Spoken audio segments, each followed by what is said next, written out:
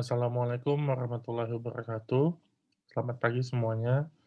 Pertemuan dasar genetika yang ke-14 hari ini kita mempelajari tentang genetika populasi Hardy-Weinberg.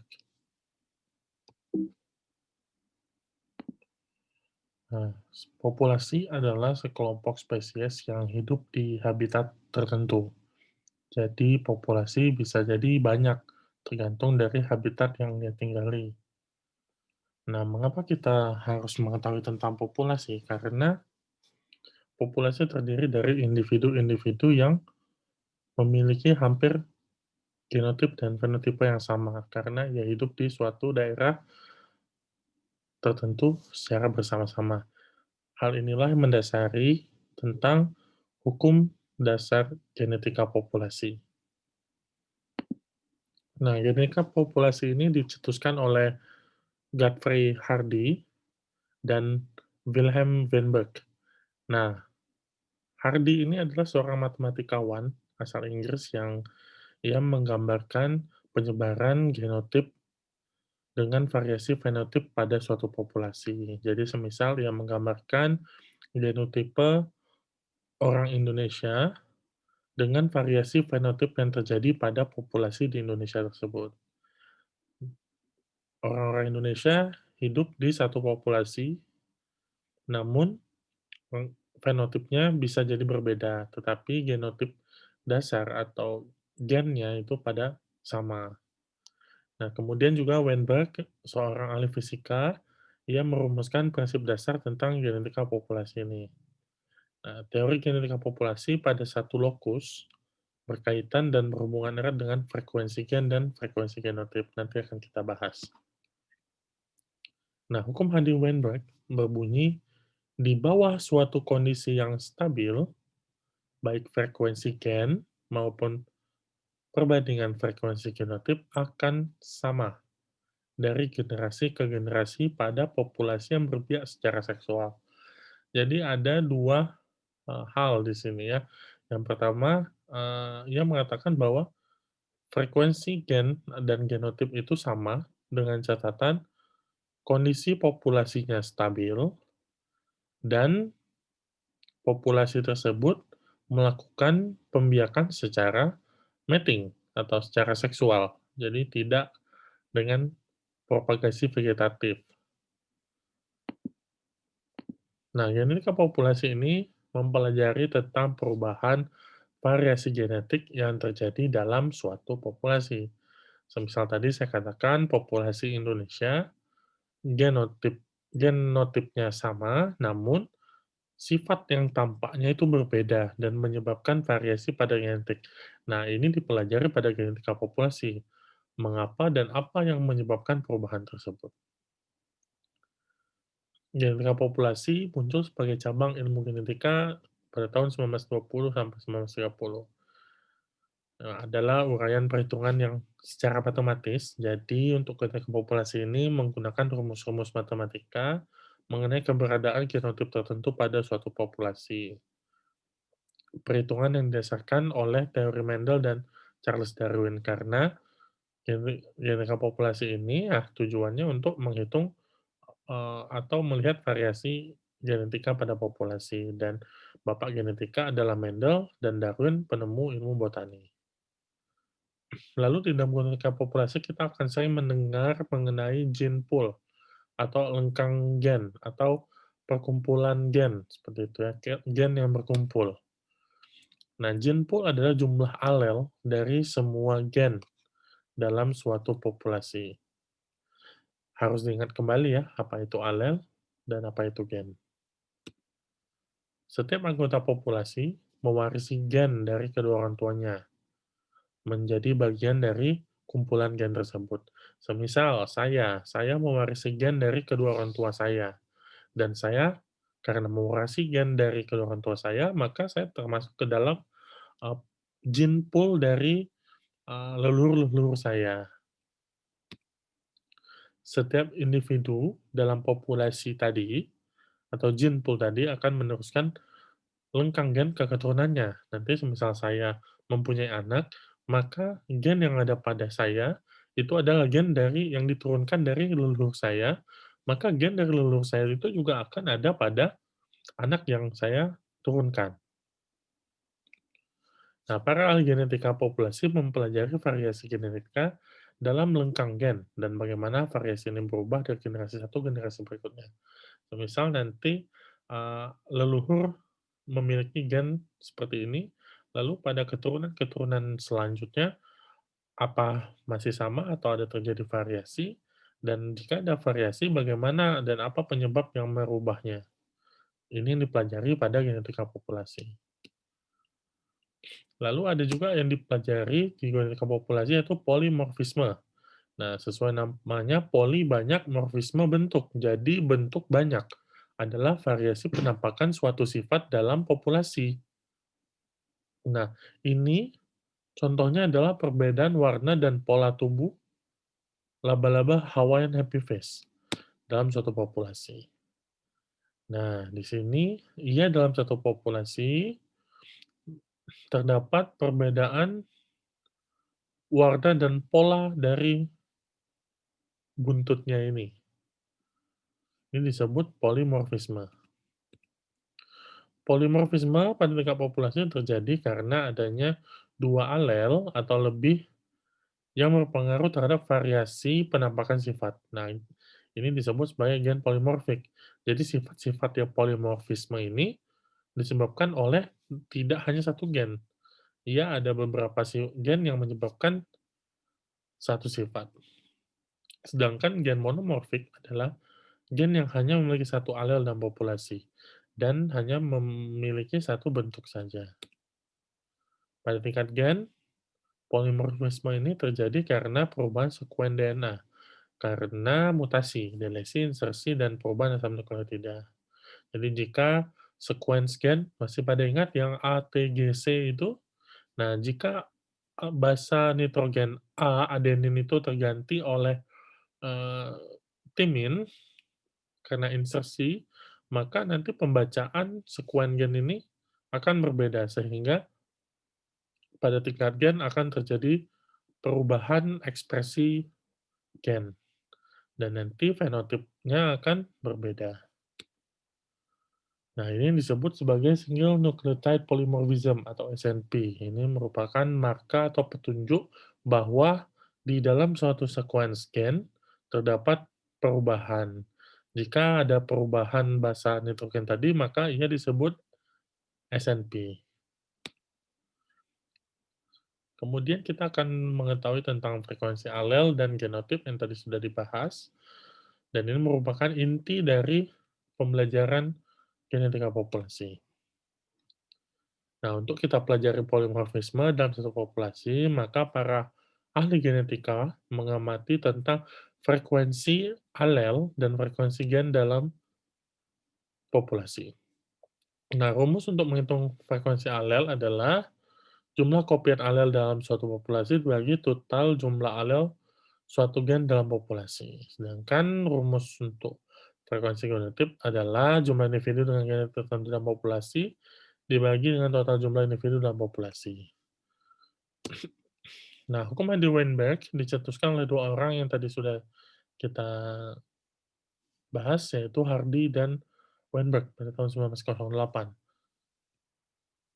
Nah, saya ulang lagi, hukum ini menyebutkan tentang frekuensi alel dan genotip tidak akan berubah pada suatu populasi apabila terdapat kondisi tertentu. Tadi kan saya bilang ada kondisinya dua di sana ya. Yang pertama, populasinya stabil, dan kedua, ia berbiak secara seksual.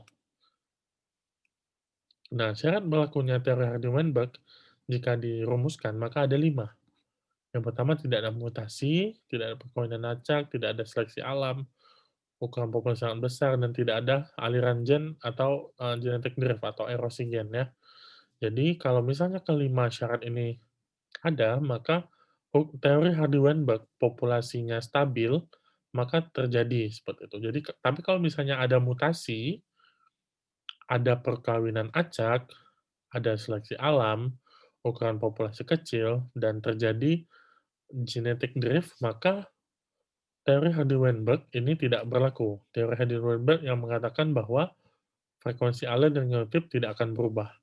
Ya, jika ada mutasi atau perkawinan acak, maka tidak ada perkawinan acak, maka frekuensi alel dan genotip akan berubah, tidak sesuai dengan Hardy-Weinberg. Jadi syaratnya ini ada 5 ya, tolong dipahami dan dibaca. Nah, ini masih tentang Hardy-Weinberg, hukum Hardy-Weinberg. Kita bahas sama-sama. Lihat di sebelah sini ya, sebelah kanan, frekuensi alel dari populasi adalah 0,8 dan 0,2. Nah, P dan Q, frekuensi alel CR itu 0,8 yang merah, dan Q frekuensi alel CW yang putih 0,2. Jika semua alel dapat ditempatkan dalam sebuah wadah besar, 80%-nya akan menjadi CR tadi di sini 0,8 dan 20% akan menjadi CW 0,2 tadi ini ya. Jadi lebih banyak merah daripada putih. Lalu dengan berasumsi bahwa perkawinannya terjadi acak ya, ya kawin secara acak setiap kali 2 gamet bergabung ada 80% yang CR dan 20% yang CW. Jadi kembali lagi ke sini. Jadi frekuensi alel tetap stabil, tetap sama, 80-20, dikarenakan ada syarat-syarat yang tadi, perkawinan acak, tidak ada mutasi, dan lain-lain. Nah, seperti ini jika digambarkan pada grafiknya, frekuensi Hardy-Weinberg, genotip A besar A besar, A besar kecil, A kecil A kecil, frekuensinya P kuadrat ini mewakili A besar besar, 2PQ mewakili A besar kecil, dan Q kuadrat ini mewakili A kecil kecil. Maka rumus Hardy-Weinberg adalah P tambah Q sama dengan 1. Dalam kurung P tambah Q sama dengan 1, maka P kuadrat ditambah 2PQ tambah Q kuadrat sama dengan 1. Di mana P adalah frekuensi alel A besar, Q frekuensi alel A kecil, nih Q, P kuadrat itu frekuensi genotip A besar A besar, Q kuadrat frekuensi genotip A kecil, dan 2PQ frekuensi genotip A besar A kecil. Jadi harus dipahami kalau misalnya P saja, maka itu frekuensi alel. Kalau P besar berarti A besar, kalau Q berarti A kecil. Dia di sini tidak ada intermediate-nya, tidak ada PQ-nya ya, jadi hanya P tambah Q. Tapi kalau dia sudah kuadrat, P kuadrat, maka ganti menjadi frekuensi genotip. Gabungan alel ya, alel A di sini A, A, lalu Q kuadrat dan 2PQ. Nah, ini bisa dibahas saja. Kita skip aja ini ya. Oke, langsung kita masuk ke contoh. Nah, perkawinan sapi shorthorn warna merah, putih, dan roan, seperti diketahui, sifat warna sapi ini ditentukan oleh dua alel yang kodominan, yaitu alel merah R besar dan alel putih R kecil. Nah, kalau kita asumsikan bahwa frekuensi gen merah adalah P dan frekuensi gen putih adalah Q, ingat ya, kalau dia tidak kuadrat, maka dia frekuensi gen atau alel. Tapi kalau dia kuadrat, maka frekuensi genotip. Frekuensi gen dengan frekuensi genotip tidak sama. Frekuensi genotip itu yang kuadrat, frekuensi gen atau alel itu yang tidak kuadrat. Nah, dengan begitu, P sama dengan 0,7 dan Q dengan 0,3. Maka, proporsi sapi merah atau frekuensi genotip sapi merah, R besar adalah P kuadrat 0,49. Untuk sapi putih, itu Q kuadrat 0,09. Dan proporsi sapi yang roan, R besar R kecil, gabungan dari RR ini, maka 2PQ. 2 dikali 0,7 dikali 0,3 sama dengan 0,42. Pembuktiannya jika ini benar adalah P kuadrat tambah 2PQ tambah Q kuadrat sama dengan 1. Nah, kita masukkan P kuadratnya 0,49 tambah 0,09 tambah 0,42 sama dengan 1. Berarti pembuktiannya benar. Nah, lalu ada contoh soal yang lain.